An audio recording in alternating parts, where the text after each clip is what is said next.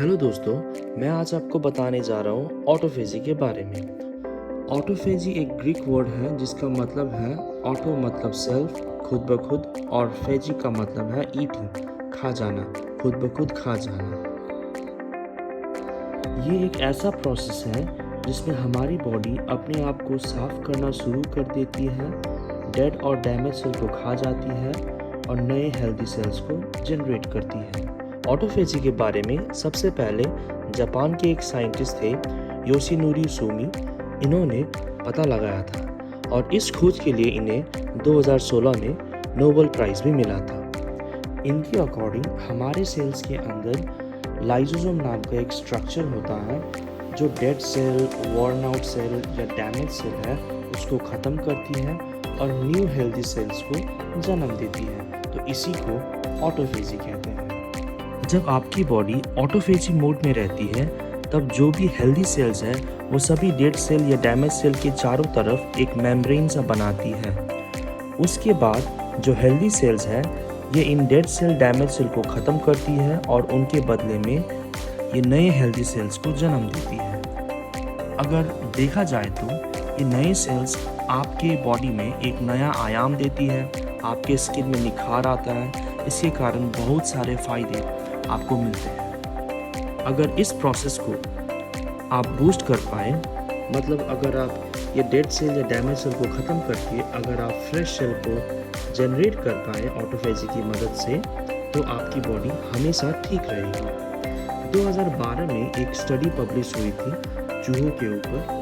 तो जिन चूहों को ऑटोफेजी मोड में रखा गया था उन चूहों में ऑटोफेजी के चलते जो कैंसर का इंसिडेंस है वो कम होने लगा, जो न्यूरो डिजेनरेटिव डिसऑर्डर है वो भी कम हुआ, जो इन्फ्लेमेटरी डिजीज़ है वो भी कम हुआ, एजिंग का प्रोसेस कम हुआ और इंसुलिन रेजिस्टेंस वो भी कम हुआ। तो अगर आप ऑटोफेजी इम्प्रूव करते हैं तो इतने सारे बेनिफिट्स आपको मिलते हैं। और दूसरी स्टडी में देखा गया कि इन्हीं चूहों में अगर आप ऑटोफेजी अलग कर देते हैं तो इन्हीं चूहों का वेट बढ़ जाता है, इन्हीं चूहों को लेथर्जी होती है, इन्हीं चूहों का कोलेस्ट्रॉल कैलिबर बढ़ता है, इनका ब्रेन का फंक्शन नीचे आ जाता है। तो इसका मतलब ये है कि ऑटोफेजी आपको इतने सारे प्रॉब्लम से बचाती है। तो अगर आप ऑटोफेजी करके आप अपने डेड सेल या डैमेज सेल को अच्छे से ख़त्म करते हैं तो आपके बॉडी में कैंसरस ग्रोथ सेल वो कम हो जाता है, डायबिटीज़, अल्जाइमर्स, पार्किंसंस, ओबेसिटी ये भी कम होता है। नेचर सेल बायोलॉजी नाम की एक जर्नल में पब्लिश्ड एक रिपोर्ट बताती है कि ऑटोफेजी ट्यूमर सेल को रोकता है जिससे शुरुआती दौर में कैंसर को रोका जा सकता है। तो अगर आपको ऑटोफेजी इम्प्रूव करना है तो ये 3 चीज़ें बहुत ज़रूरी है आपके लिए। पहला है कीटो डाइट, दूसरा है इंटरमिटेंट फास्टिंग और तीसरा है रेगुलर एक्सरसाइज।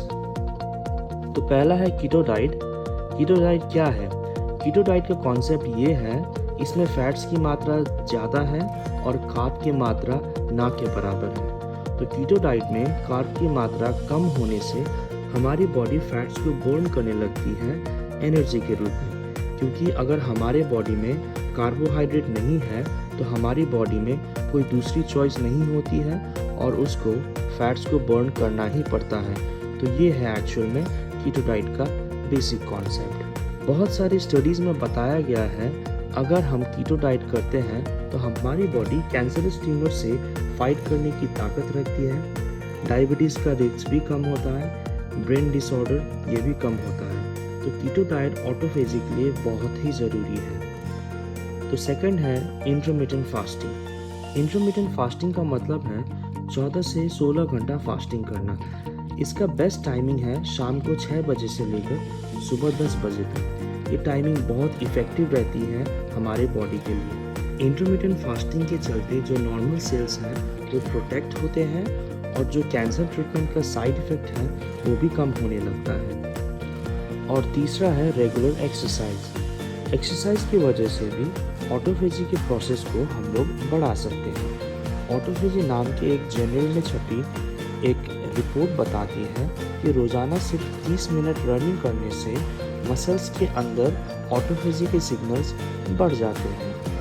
रनिंग के अलावा आप एरोबिक एक्सरसाइज कर सकते हैं, या डांसिंग कर सकते हैं, या योगा कर सकते हैं, वॉकिंग भी कर सकते हैं। तो कुछ भी कर सकते हैं, कुछ भी एक्सरसाइज कीजिए, लेकिन आप अपने बॉडी को जंग मत लगने दीजिए। तो यही 3 चीज़ें ऑटोफेजी के लिए बहुत ही ज़रूरी है। तो अगर आपको बॉडी में सुधार लाना है, बीमारियों से बचना है, वेट कम करना है, तो ऑटोफेजी करना बहुत ही ज़रूरी है। तो ऐसी और ज़रूरी वीडियो जानने के लिए मेरे चैनल को लाइक और सब्सक्राइब कीजिए। धन्यवाद।